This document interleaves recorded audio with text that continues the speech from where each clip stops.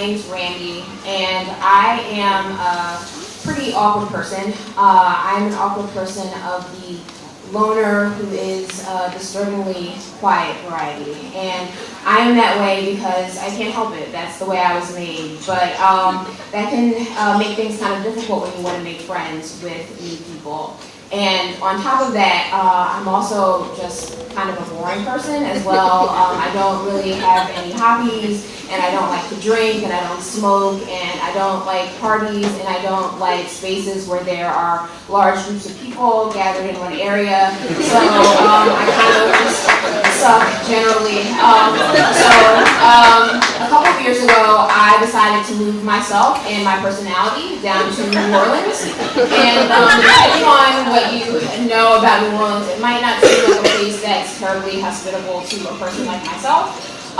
So, for example, there's the famous Bourbon Street, and Bourbon Street is this stretch in the French Quarter that is full of strip clubs and bars and tourists who beg for beads from the balconies, despite the fact it may or may not be Mardi Gras, and the ground is always coated in, spilled alcohol and vomit, and Bourbon Street always smells like spilled alcohol and vomit.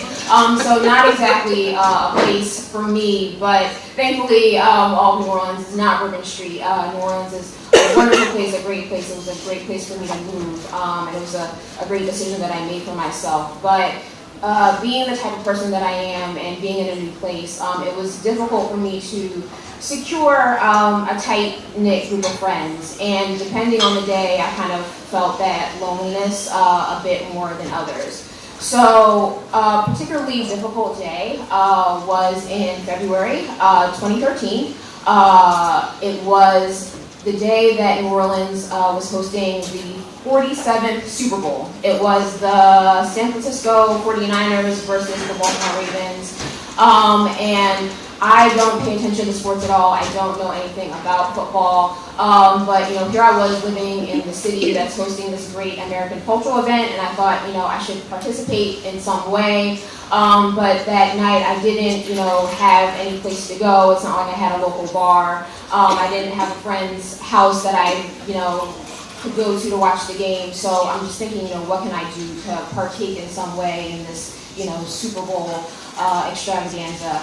And, when I was sitting there in my apartment wondering what to do, the only thing that I could think of was that I could head to the French Quarter and I could head to Bourbon Street. There'll be something to see there, some energy to take in.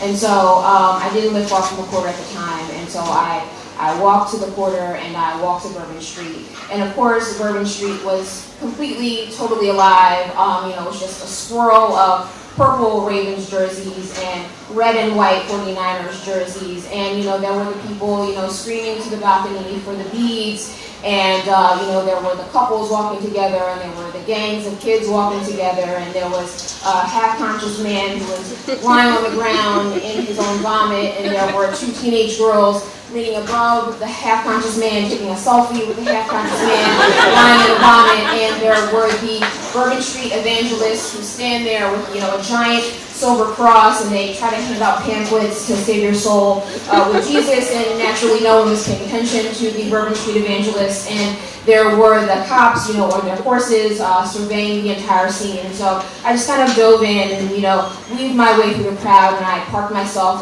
in front of this one bar at a corner and started to watch the game outside. And since Baltimore is closer to Philadelphia than San Francisco, Baltimore was my team, and I was rooting for the Ravens that evening.